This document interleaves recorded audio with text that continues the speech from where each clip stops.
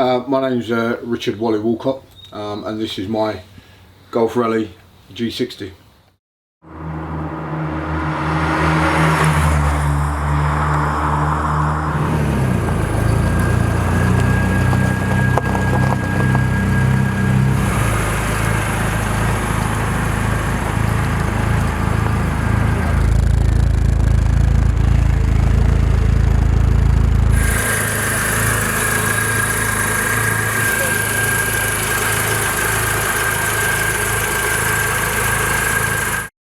Since I've had it, and the times it's been on the road, that's about 5 years altogether it's been on the road.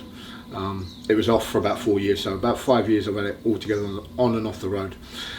And in all that time, I've done about 95,000 miles in the car, which is a lot for a rally. A lot of people say to me, you should never use it as a daily, which I used to. And in all that time, the car only stopped on me twice.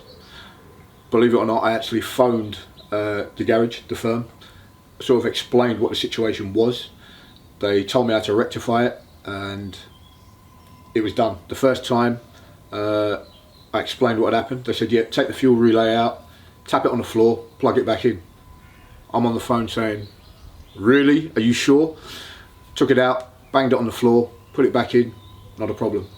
The second time the heater matrix went on me. I knew how to do the bypass, I just didn't have the piece of pipe to do it, so I had to call the RAC out. And in 95,000 miles, that is the only time that car has skipped a beat. And for that reason, 95,000 miles and the car is still rocking steady. Hence the reason why nowadays I call it rock steady.